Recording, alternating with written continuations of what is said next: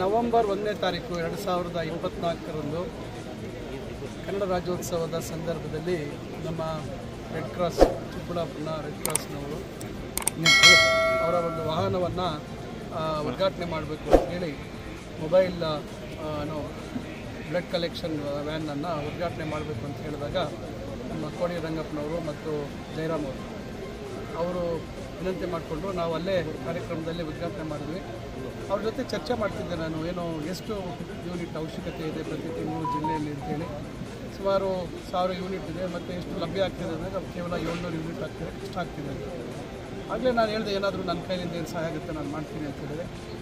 ಅವರು ಈಶಾ ಫೌಂಡೇಶನ್ನಲ್ಲಿ ಸ್ವಲ್ಪ ನಮ್ಗೆ ಅವಕಾಶ ಮಾಡಿಸ್ಕೊಂಡಿದ್ರು, ಅದನ್ನು ನಾವು ವ್ಯವಸ್ಥೆ ಮಾಡಿರ್ತೀವಿ. ಈ ರೀತಿಯಾಗಿ ಅಲ್ಲಿ ಪ್ರಾರಂಭ ಆಯಿತು ಆಲೋಚನೆ. ನಂತರ ನಾನು ನಮ್ಮಣ್ಣ ಡಾಕ್ಟರ್ ಬಾಲಾಜಿ ಅವ್ರ ಜೊತೆ ಈ ರೀತಿ ಒಂದು ಬ್ಲಡ್ ಕ್ಯಾಂಪ್ ಮಾಡೋಣ, ಡೊನೇಷನ್ ಕ್ಯಾಂಪ್ ಮಾಡೋಣ ಅಂಥೇಳಿ ನಾನು ಅವ್ರ ಜೊತೆ ಚರ್ಚೆ ಮಾಡಿದಾಗ ಆಯಿತು ಮಾಡೋಣ ಅಂಥೇಳಿ ನಾನು ನಮ್ಮ ಜಯರಾಮ್ ಅವ್ರನ್ನ ಕೋಡಿ ರಂಗಪ್ಪ ಅವರ ಸಂಪರ್ಕ ಮಾಡಿಸಿ ಅವ್ರ ಜೊತೆ ಮಾತಾಡಿಸಿ ಮಾಡಿದ್ವಿ. ಕಡೆಗೆ ನಮ್ಮ ತಂದೆಯವರ ಹುಟ್ಟುಹಬ್ಬ ಬರ್ತಾಯಿದೆ ಫೆಬ್ರವರಿಯಲ್ಲಿ, ಒಂದು ದೊಡ್ಡದಾಗಿ ಯಾಕೆ ಮಾಡಬಾರ್ದು ಅಂತಕ್ಕಂಥ ಆಲೋಚನೆ ನಾವು ಮಾತಾಡಿಕೊಂಡು ಅದರ ಜವಾಬ್ದಾರಿ ಪೂರ್ತಿ ನಮ್ಮಣ್ಣ ಅವರು ವಹಿಸ್ಕೊಂಡು ಆಗ ಪ್ರಾರಂಭ ಆಗಿದೆ. ಬಹುಶಃ ಆವಾಗ ನಮ್ಮಣ್ಣ ಅವರಿಗೆ ಇವರು ಹೇಳಿದ್ದಾರೆ, ಈ ರೀತಿ ದಾಖಲೆ ಇರ್ತಕ್ಕಂಥದ್ದು 2900 ಯೂನಿಟ್ಟು 12 ಗಂಟೆಗಳ ಒಳಗಾಗಿ ಅಂತ ಹೇಳಿದ್ದಾರೆ. ನಾವು ಅದನ್ನು ಮೀರಿಸಬೇಕು, ಸಾಧ್ಯವಾದರೆ ಮಾಡೋಣ ಅಂಥೇಳಿ 3000 ಯೂನಿಟ್ ದಾಟಿಸ್ಬೇಕು ಅಂಥೇಳಿ ನಾವು ಅವತ್ತು ಈ ಪ್ರಯತ್ನಗಳು ಪ್ರಾರಂಭ ಆಯಿತು. ನಿರಂತರವಾಗಿ ನಮ್ಮ ಮುಖಂಡರು, ಕಾರ್ಯಕರ್ತರು, ನಮ್ಮ ಅಭಿಮಾನಿಗಳು ಎಲ್ಲರನ್ನೂ ಕರೆಸಿ ನಮ್ಮಣ್ಣ ಅವರೇ ನನಗೆ ಕೆಲಸದ ಒತ್ತಡ ಜಾಸ್ತಿ ಇತ್ತು, ಅವರು ನಿರಂತರವಾಗಿ ಸಭೆಗಳನ್ನು ಮಾಡಿ 1 ತಿಂಗಳಕ್ಕಿಂತ ಹೆಚ್ಚು ಸಮಯ ಮಾಡಿ ಈ ಒಂದು ಪ್ರಯತ್ನ ಮಾಡಿದರು. ಜಿಲ್ಲೆಯಲ್ಲೂ ಭಾಳಷ್ಟು ಜನಕ್ಕೆ ಇದು ಪ್ರಚಾರ ಆಗಿತ್ತು. ನಮ್ಮ ಜಿಲ್ಲೆ ಅಲ್ಲದೇನು ಕೋಲಾರ ಜಿಲ್ಲೆಯಲ್ಲೂ ಪ್ರಚಾರ ಆಗಿದೆ. ನಮ್ಮ ಬಗ್ಗೆ ಅಭಿಮಾನ ಇಟ್ಕೊಂಡು, ನಮ್ಮ ಬಗ್ಗೆ ವಿಶ್ವಾಸ ಇರ್ತಕ್ಕಂಥವ್ರು ಮತ್ತು ಸ್ವಯಂ ಪ್ರೇರಿತರಾಗಿ ರಕ್ತದಾನ ಮಾಡ್ತಕ್ಕಂಥವ್ರು ಭಾಳಷ್ಟು ಜನ ಬರ್ತೀವಿ ಅಂತಕ್ಕಂಥ ಅಭಿಪ್ರಾಯ ವ್ಯಕ್ತಪಡಿಸಿ ಕಡೆಗೆ ಬೆಳಗ್ಗೆಗೆ ನಮಗೆ 7600 ಜನ ರಿಜಿಸ್ಟರ್ ಮಾಡಿದ್ವಿ. ಯಾಕೆಂದರೆ ಎಲ್ಲರೂ ರಕ್ತ ಕೊಡಲಿಕ್ಕೆ ಸಾಧ್ಯ ಇಲ್ಲ. 50 kgಕ್ಕಿಂತ ಹೆಚ್ಚು ತೂಕ ಇರಬೇಕು, ಮತ್ತು 60 ವರ್ಷ ಮೇಲ್ಪಟ್ಟಿಲ್ಲ, ಮತ್ತು ಬೇರೆ ಬೇರೆ ರೀತಿಯಾದಂಥ ಕಾಯಿಲೆಗಳಿದ್ದಂಥವ್ರಿಗೆ ಅವರು ರಕ್ತ ಕೊಡಲಿಕ್ಕೆ ಯೋಗ್ಯ ಆಗೋದಿಲ್ಲ. ಇವೆಲ್ಲವನ್ನು ಹೊರತುಪಡಿಸಿ ಸುಮಾರು 7600 ಜನ ಹೆಸರು ಕೊಟ್ಟಿದ್ದರು. ನಾವು ನಿರೀಕ್ಷೆ ಮಾಡಿರಲಿಲ್ಲ ಅಷ್ಟು ಜನ ಬರ್ತಾರೆ ಅಂತ. ನಾವು ಆವಾಗ ನಮಗೆ ಅನಿಸ್ತು ಖಂಡಿತ 3000 ಏನು ಯೂನಿಟ್ ಅಂತ ಅಂದ್ಕೊಂಡಿದ್ವಿ, ಅಷ್ಟು ಲಭ್ಯ ಆಗ್ಬೋದು ಅಂತಕ್ಕಂಥದ್ದು. ಅದರಿಂದ ಇವತ್ತು ಬೆಳಗ್ಗಿಂದಲೇ ಒಳ್ಳೆಯ ರೀತಿಯಲ್ಲಿ ಸ್ಪಂದನೆ ಆಗಿದೆ. ಈಗಾಗಲೇ 3100 ಚಿಲ್ಲರೆಯಷ್ಟು ಈಗ ದಾಟಿದ್ದೀವಿ ಅಂತೇಳಿ ನನಗೆ ಮಾಹಿತಿ ಇದೆ. ಭಾಳಷ್ಟು ಜನ ಬೇರೆ ಬೇರೆ ಕಾರಣಗಳಿಗೆ BP ಜಾಸ್ತಿ ಇದ್ದು, ಲೋ BP ಮತ್ತು ಬೇರೆ ಬೇರೆ ರೀತಿಯಾದಂಥ ಆರೋಗ್ಯದ ಸಮಸ್ಯೆಗಳು ಇರ್ತಕ್ಕಂಥವ್ರು ಸುಮಾರು ನಾವು ಅಂದಾಜು ಮಾಡಿರಲಿಲ್ಲ. ಒಂದು 20% ರಿಜೆಕ್ಟ್ ಆಗ್ತಾರೆ ಅಂದ್ಕೊಂಡ್ವಿ, 30-35% ರಿಜೆಕ್ಟ್ ಆಗಿದ್ದಾರೆ. ಅದರಿಂದ ಇಲ್ಲಾಂದರೆ ಇನ್ನೂ ಎಷ್ಟು ಹೆಚ್ಚಾಗ್ತದೆ. ಆದರೂ ಈಗಲೂ ನೋಡಿ, ಈಗಲೂ ಬರ್ತಾಯಿದ್ದಾರೆ, ಈಗಲೂ ಬಂದು ರಕ್ತದಾನ ಮಾಡ್ತಕ್ಕಂಥ ಕೆಲಸ ಮಾಡ್ತಾಯಿದ್ದಾರೆ. ಒಟ್ಟಾರೆಯಾಗಿ ನಮ್ಮ ನಿರೀಕ್ಷೆಗೆ ಮೀರಿ ಇವತ್ತು ಸ್ಪಂದನೆ ಸಿಕ್ಕಿದೆ. ಮೊದಲನೇದಾಗಿ ನಾನು ನಮ್ಮ ತಾಲೂಕಿನ, ನಮ್ಮ ವಿಧಾನಸಭಾ ಕ್ಷೇತ್ರದ ಮತ್ತು ಜಿಲ್ಲೆ, ಕೋಲಾರ ಜಿಲ್ಲೆ ಮತ್ತು ಇತರೆ ಭಾಗಗಳಿಂದ ಬಂದಿದ್ದಾರೆ ಭಾಳಷ್ಟು ಜನಕ್ಕೆ ಗೊತ್ತಿದ್ದು. ಅವರೆಲ್ಲರಿಗೂ ನಾನು ನನ್ನ ಹೃದಯಪೂರ್ವಕವಾದಂಥ ಧನ್ಯವಾದಗಳನ್ನು ತಿಳಿಸ್ಲಿಕ್ಕೆ ಬಯಸ್ತೇನೆ. ಸರ್, ಯಾಕೆ ನೋಡಿ, ಇವತ್ತು ರಕ್ತ ಮನುಷ್ಯನಿಗೆ ಭಾಳ ಮುಖ್ಯ ಇರ್ತಕ್ಕಂಥ ಅಂಶ. ಕೆಲವರಿಗೆ ತಮ್ಮ ದೇಹದಲ್ಲೇ ರಕ್ತ ಕಮ್ಮಿ ಇರ್ತಕ್ಕಂಥ ಪ್ರಮಾಣ ಕಮ್ಮಿ ಇರ್ತಕ್ಕಂಥ ಸಂದರ್ಭ ಇರ್ತದೆ, ರಕ್ತಹೀನತೆ ಇರ್ತದೆ. ಅಂಥವ್ರಿಗೆ ಹಲವಾರು ಸಂದರ್ಭದಲ್ಲಿ ರಕ್ತ ಅವರಿಗೆ ಕೊಡ್ತಕ್ಕಂಥದ್ದು ಆಗಬೇಕಾಗುತ್ತೆ. ದೇಹದಲ್ಲಿ 5 ಲೀಟ್ರು ರಕ್ತ ಇರಬೇಕಾಗುತ್ತೆ. ಆಮೇಲೆ ಹಿಮೋಗ್ಲೋಬಿನ್ ಕೌಂಟ್ ಇಷ್ಟು ಇರಬೇಕು ಅಂತಿದೆ ಪರ್ಸೆಂಟೇಜು. ಅದರಿಂದ ಇವೆಲ್ಲವನ್ನು ಗಮನಿಸಿ ನಾವು ರಕ್ತವನ್ನು ಅವ್ರಿಗೆ ಬಂದಾಗ ತಕ್ಷಣ ಅವ್ರಿಗೆ ರಕ್ತ ಕೊಡಬೇಕಾಗುತ್ತೆ. ದೇಹದಲ್ಲಿ ರಕ್ತ ಇಲ್ಲ ಅಂದರೆ ಮತ್ತೆ ಅವರು ಬ್ಲಡ್ ಪ್ರೆಷರ್ ಕಮ್ಮಿ ಆಗುತ್ತೆ, ಮತ್ತು ಅವರು ಪ್ರಾಣ ಕಳ್ಕೊಳ್ತಕ್ಕಂಥ ಅವಕಾಶ ಆಗುತ್ತೆ. ಅದರಿಂದ ಇದು ಪ್ರಾಣ ಉಳಿಸ್ತಕ್ಕಂಥ ಒಂದು ರಕ್ತ ಇರ್ತಕ್ಕಂಥದ್ದು. ಅದರಿಂದ ಇದನ್ನು ಒಂದು ಒಳ್ಳೆಯ ಕೆಲಸ ಆಗಬೇಕು. ನಾವು ಇದರಲ್ಲಿ ಒಂದು ಪ್ರಾರಂಭ ಮಾಡೋಣ.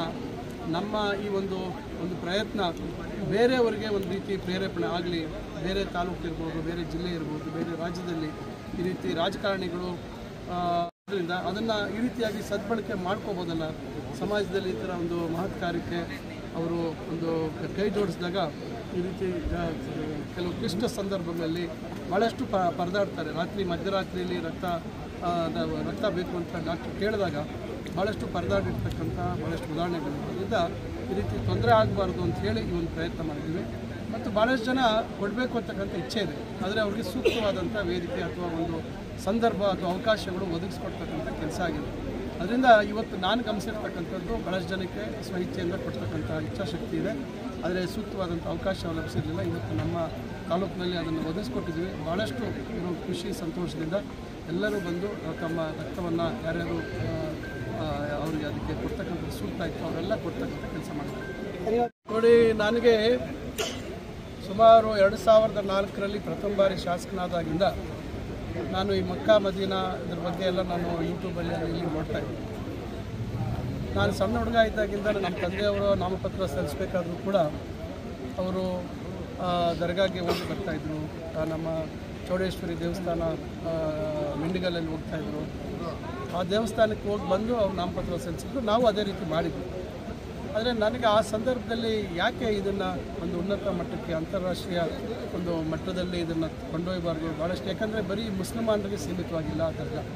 ಭಾಳಷ್ಟು ಜನ ಹಿಂದೂಗಳು ನಂಬಿರ್ತಕ್ಕಂಥದ್ದು ನಂಬಿಕೆ ಇಟ್ಕೊಂಡಿರ್ತಕ್ಕಂಥ ದರ್ಗಾ ಅಮ್ಮಾಜಾನ್ ಬಾಬಾಜಾನ್ ದರ್ಗಾ. ಅದಕ್ಕೇನಾದರೂ ಮಾಡಬೇಕು ಅಂತಕ್ಕಂಥ ಕನಸು ಅವತ್ತಿಂದ ಇತ್ತು. ಪ್ರಯತ್ನ ಪಟ್ಟಿರೋನಾಗ ಅದೇ ನಮ್ಮ ಸರ್ಕಾರ ಇರಲಿಲ್ಲ, ಮತ್ತು ವಕ್ಫ್ ಬೋರ್ಡಲ್ಲಿ ಅಧಿಕಾರಿಗಳ ಸ್ಪಂದನೆ ಇರಲಿಲ್ಲ, ಮತ್ತು 10 ವರ್ಷ ನಮಗೆ ಶಾಸಕರಾಗ್ತಕ್ಕಂಥ ಅವಕಾಶ ಇರಲಿಲ್ಲ. ಆದರೆ ಈಗ ನನಗೆ ಒಂದು ಅವಕಾಶ ಆಯಿತು, ಮಂತ್ರಿ ಆಗ್ತಕ್ಕಂಥ ಅವಕಾಶ ಆಯಿತು. ಸರ್ಕಾರದಲ್ಲಿ ನಮ್ಮ ಒಳ್ಳೆಯ ಸ್ನೇಹಿತರು ಮಂತ್ರಿಗಳಾಗಿದ್ದಾರೆ, ಜಮೀರ್ ಅಹಮದ್ ಅವರು, ನಮ್ಮ MLC ನಜೀರ್ ಅಹಮದ್ ಅವರು. ನಾನು ಅವ್ರ ಜೊತೆ ಚರ್ಚೆ ಮಾಡಿ ಈ ಥರ ನನ್ನ ಕನಸಿದೆ ಅಂತ, ನಿಮ್ಮ ಸಹಕಾರ ಬೇಕು ಅಂತ. ಖಂಡಿತ ನೀನು ಅದೇನು ಮಾಡ್ತೀವಿ ಮಾಡು, ನಮ್ಮ ಸರ್ಕಾರ ಇದೆ ಅಂತ ಹೇಳಿದ್ರು. ಅದರಿಂದ ಒಂದು ಸುಮಾರು 60 ಕೋಟಿಗೂ ಹೆಚ್ಚು ನಾವು ಅದಕ್ಕೆ ಒಂದು ವಿಸ್ತೃತವಾದಂಥ ವಿನ್ಯಾಸ ಮಾಡಿಸಿದ್ದೇವೆ. ಅದರಲ್ಲಿ ಈಗ ಮೊದಲನೇ ಭಾಗವಾಗಿ 31,99,00,000ಕ್ಕೆ ನಮಗೆ ನಿನ್ನೆ ಕ್ಯಾಬಿನೆಟಲ್ಲಿ ಅನುಮೋದನೆ ಆಯಿತು. ನಿನ್ನೆ ಮುಖ್ಯಮಂತ್ರಿಗಳು ಸಹಿ ಮಾಡಿದರು. ಆದರೆ 10 ಕೋಟಿಗಿಂತ ಹೆಚ್ಚಿದ್ದರಿಂದ ಕ್ಯಾಬಿನೆಟಲ್ಲಿ ಅದಕ್ಕೆ ಆಡಳಿತಾತ್ಮಕ ಅನುಮೋದನೆ ಬರಬೇಕಾಗಿತ್ತು. ಅದು ನಿನ್ನೆ ಕ್ಯಾಬಿನೆಟಲ್ಲಿ ಅನುಮೋದನೆ ಆಗಿದೆ. ಭಾಳಷ್ಟು ನನಗೆ ಮನಸ್ಸಿಗೆ ತೃಪ್ತಿ ತಂದಿದೆ. ಯಾಕಂದರೆ ನಾನು ಕಂಡಂಥ ಕನಸು, ಯಾಕಂದರೆ ನನ್ನ ಕ್ಷೇತ್ರದಲ್ಲಿ ಅಂಥ ಪವಿತ್ರ ಕ್ಷೇತ್ರ ಇದೆ, ಒಂದು ನಂಬಿಕೆ ಇರ್ತಕ್ಕಂಥ ಕ್ಷೇತ್ರ, ಅಲ್ಲಿ ಅಭಿವೃದ್ಧಿ ಆಗಬೇಕು ಅಂತಕ್ಕಂಥದ್ದು. ಮತ್ತು ಜಾತ್ಯತೀತವಾಗಿ ಎಲ್ಲ ಧರ್ಮಗಳವರು ಅಲ್ಲಿ ಹೋಗ್ತಕ್ಕಂಥದ್ದು, ಯಾವುದೇ ಒಂದು ಧರ್ಮಕ್ಕೆ ಸೀಮಿತವಾಗಿಲ್ಲ. ಅದರಿಂದ ಅದನ್ನು ಇನ್ನಷ್ಟು ಪ್ರಖ್ಯಾತಿ ಮಾಡಬೇಕು ಅಂತಕ್ಕಂಥ ಉದ್ದೇಶ ಇದರಿಂದ ಮಾಡಿದ್ದೀವಿ. 2 ಕೋಟಿ ಮಂಜೂರಾಗಿದೆ. ಮತ್ತು ನಮ್ಮಲ್ಲಿ ಈಗಾಗಲೇ B.R. ಅಂಬೇಡ್ಕರ್ ವಸತಿ ಶಾಲೆ ಒಂದು ಪ್ರಾರಂಭ ಮಾಡಿದ್ವಿ. ಮೊದಲನೇ ಹಂತದ್ದು ಹೋದ ವರ್ಷ ನಮಗೆ ಮಾದೇವಪ್ಪನವರು 9 ಕೋಟಿ ಕೊಟ್ಟಿದ್ದರು.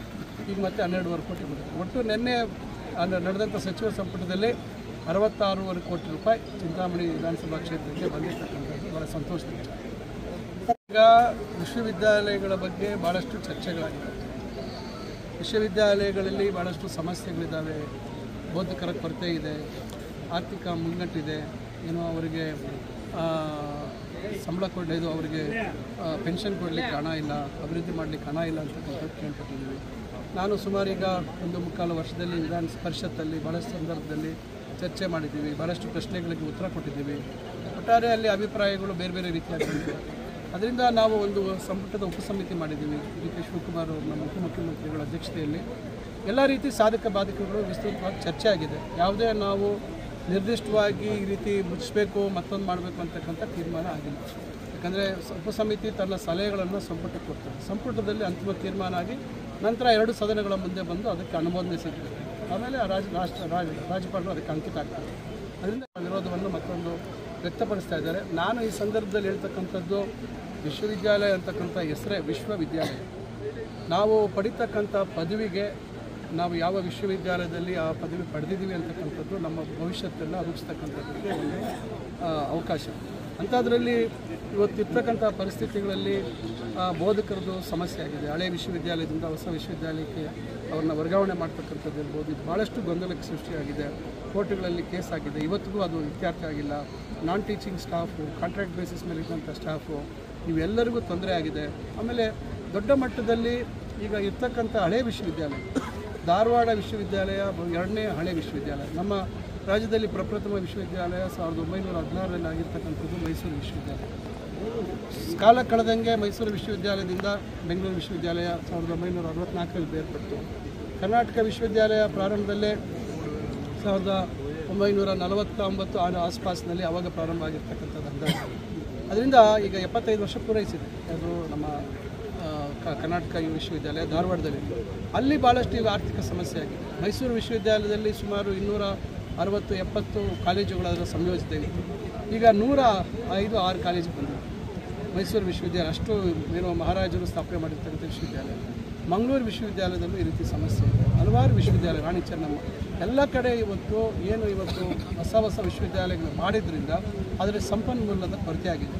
ಆಮೇಲೆ ಸಂಪನ್ಮೂಲ ಸರಿದೂಗಿಸ್ಬೇಕು ಅಂದರೆ ಇವತ್ತು ನಮ್ಮಲ್ಲಿ ವಿಶ್ವವಿದ್ಯಾಲಯಗಳ ವ್ಯಾಪ್ತಿಯಲ್ಲಿ ಓದ್ತಕ್ಕಂಥ ಮಕ್ಕಳು ಎಲ್ಲ ಬಡವರು, ಯಾರು ದೊಡ್ಡ ಮಟ್ಟದಲ್ಲಿ ಒಂದು ಶುಲ್ಕವನ್ನು ಕೊಡೋಕ್ಕೆ ಸಾಧ್ಯ ಇರ್ತಕ್ಕಂಥದ್ದು, ನಮ್ಮ ಕ್ಯಾಪಿಟೇಷನ್ ಕೊಡ್ತಕ್ಕಂಥದ್ದು ಸಾಧ್ಯ ಇರ್ತಕ್ಕಂಥದ್ದು ಅಂಥವ್ರಿಗೆ ಅಲ್ಲಿ ಹೆಚ್ಚು ನಾವು ಶುಲ್ಕ ಜಾಸ್ತಿ ಮಾಡಲಿಕ್ಕಾಗಲ್ಲ. ಅಲ್ಲಿ ಪರೀಕ್ಷೆ ಶುಲ್ಕ, ಅಡ್ಮಿಷನ್ ಫೀಸು ಇವೇ ಅಲ್ಲಿ ವಿಶ್ವವಿದ್ಯಾಲಯವನ್ನು ನಡೆಸಲಿಕ್ಕೆ ಆಗುತ್ತೆ.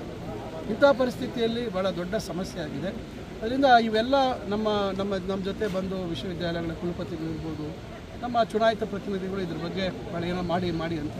ಈಗ ರಾಜ್ಯದಲ್ಲಿ 32 ವಿಶ್ವವಿದ್ಯಾಲಯ ನನ್ನ ಉನ್ನತ ಶಿಕ್ಷಣ ಇಲಾಖೆ ವ್ಯಾಪ್ತಿಗೆ ಬರ್ತಕ್ಕಂಥ ಪಬ್ಲಿಕ್ ಯೂನಿವರ್ಸಿಟೀಸ್ ಅಂದರೆ ಸರ್ಕಾರಿ ವಿಶ್ವವಿದ್ಯಾಲಯ. ಒಂದೊಂದು ವಿಶ್ವವಿದ್ಯಾಲಯಕ್ಕೂ ನಾವು 100 ಕೋಟಿ ವರ್ಷಕ್ಕೆ ಕೊಟ್ಟರು ಕೂಡ 3000 ಕೋಟಿ ಆಗುತ್ತೆ. ಆ ರೀತಿ ಕೊಡಲಿಕ್ಕೆ ಅವಕಾಶ ಇದೆಯಾ ಅಂತಕ್ಕಂಥದ್ದು ಒಂದು ಪ್ರಶ್ನೆ. ಬಟ್ ಈ ನೂತನ ಮತ್ತೊಂದು ಈಗಿನ್ನ ತೀರ್ಮಾನ ಆಗಿಲ್ಲ. ಏನಾಗುತ್ತೆ, ನಾನು ಏನು ಹೇಳಿದೆ, ಹಿಂದೆ ಮೈಸೂರಿನಲ್ಲಿ 200ಕ್ಕಿಂತ ಹೆಚ್ಚು ಕಾಲೇಜು ಇರುತ್ತೆ. ಅವತ್ತು ಈ ಆರ್ಥಿಕ ಮುಗ್ಗಟ್ಟು ಇರಲಿಲ್ಲ. ಯಾವಾಗ ಒಂದು ಹೆಚ್ಚು ಬೇರೆ ವಿಶ್ವವಿದ್ಯಾಲಯ ಮಾಡಿದಾಗ ಆ ಆರ್ಥಿಕ ಸಂಪನ್ಮೂಲ ಕೊರತೆ ಆಗುತ್ತೆ. ಆದರೆ ಇರ್ತಕ್ಕಂಥ ಇನ್ಫ್ರಾಸ್ಟ್ರಕ್ಚರ್ ಹಂಗೆ ಇರ್ತದೆ. ಇವತ್ತು ಸುಮಾರು 800 ಎಕರೆ ಜಾಗ ಇದೆ ಮೈಸೂರು ವಿಶ್ವವಿದ್ಯಾಲಯ, ಒಂದು ಹೆಸರು ಗಳಿಸಿರ್ತಕ್ಕಂಥ ವಿಶ್ವವಿದ್ಯಾಲಯ. ಮತ್ತೊಂದು ಮುಖ್ಯವಾದಂಥ ವಿಚಾರ ಏನಂದರೆ, ಇಲ್ಲಿ ನಾವು ನಮ್ಮ ಸರ್ಕಾರ ಬಂದ ಮೇಲೆ ಒಂದು ಅಧ್ಯಯನ ಮಾಡಿದ್ವಿ. ಕನಿಷ್ಠ ಪ್ರಮಾಣದಲ್ಲಿ ಒಂದು ಹೊಸ ವಿಶ್ವವಿದ್ಯಾಲಯ ಸ್ಥಾಪನೆ ಮಾಡಬೇಕಾದ್ರೆ 5 ವರ್ಷಗಳಲ್ಲಿ 342 ಕೋಟಿ ಕನಿಷ್ಠ ಪ್ರಮಾಣದಲ್ಲಿ. ಕಮ್ಮಿ ಅಂದರೆ ಭಾಳ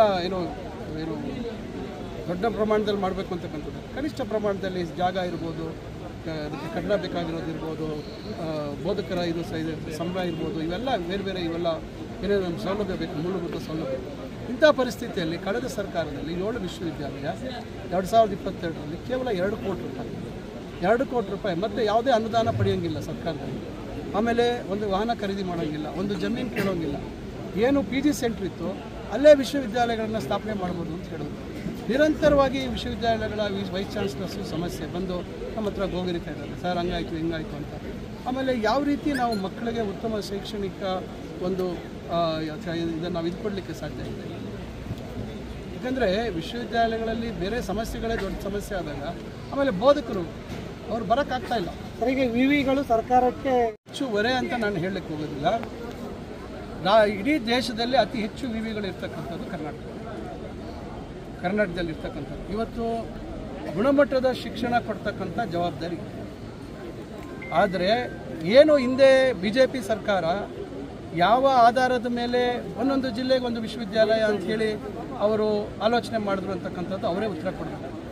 ಸಂಗೀತ ವಿಶ್ವವಿದ್ಯಾಲಯ, ಸಂಸ್ಕೃತ ವಿಶ್ವವಿದ್ಯಾಲಯ, ಜನಪದ ವಿಶ್ವವಿದ್ಯಾಲಯ, ಕನ್ನಡ ವಿಶ್ವವಿದ್ಯಾಲಯ, ಇವೆಲ್ಲದಕ್ಕೂ ಭಾಳ ಆರ್ಥಿಕ ಸಮಸ್ಯೆ ಇದೆ. ಬಟ್ ಅವರು ಪ್ಯಾಷನ್ಗೋಸ್ಕರ ವಿವಿ ಮಾಡಿದ್ರು. ಬಹುಶಃ ಬೇರೆ ಸುಮಾರು ವರ್ಷಗಳ ಇತಿಹಾಸ ಇರ್ತಕ್ಕಂಥ ವಿಶ್ವವಿದ್ಯಾಲಯಗಳು, ಅಂತಾರಾಷ್ಟ್ರೀಯ ಮಟ್ಟದಲ್ಲಿ ಹೆಸರು ಗಳಿಸಿರ್ತಕ್ಕಂಥ ವಿಶ್ವವಿದ್ಯಾಲಯಗಳು, ಅವು ಇವತ್ತು ಉಳಿಸಬೇಕು ಅಂತಕ್ಕಂಥದ್ದು ನಮ್ಮ ಮೂಲ ಉದ್ದೇಶ. ಅದರಿಂದ ಇನ್ನು ಅಂತಿಮವಾಗಿ ಏನು ತೀರ್ಮಾನ ಮಾಡಬೇಕು ಅಂತಕ್ಕಂಥದ್ದು ಇನ್ನೂ ಚರ್ಚೆ ನಾವು ಮಾಡಿಲ್ಲ. ಖಂಡಿತ ನಮ್ಮ ಉಪಸಮಿತಿಯಲ್ಲಿ ಸನ್ಮಾನ್ಯ DK ಶಿವಕುಮಾರ್ ಅವರ ಅಧ್ಯಕ್ಷತೆಯಲ್ಲಿ ನಾವು ಹಲವಾರು ಸಲಹೆಗಳನ್ನು ಸಂಪುಟದ ಮುಂದೆ ತರ್ತೀವಿ, ಸಂಪುಟ ಸಭೆ ಮುಂದೆ ತರ್ತೀವಿ. ಅಂತಿಮವಾಗಿ ಸಂಪುಟದಲ್ಲಿ ಎಲ್ಲ ಗೌರವಾನ್ವಿತ ಮಂತ್ರಿಗಳು ಯಾರಿದ್ದಾರೆ ಎಲ್ಲರೂ ಸೇರಿ ತೀರ್ಮಾನ ಮಾಡ್ತಾರೆ. ಅದಾದಮೇಲೆ ಸರ್ಕಾರ ತನ್ನ ತೀರ್ಮಾನವನ್ನು ಅದನ್ನು ಅಧಿಕೃತವಾಗಿ ಹೇಳಲಿಕ್ಕೆ ಸಾಧ್ಯ.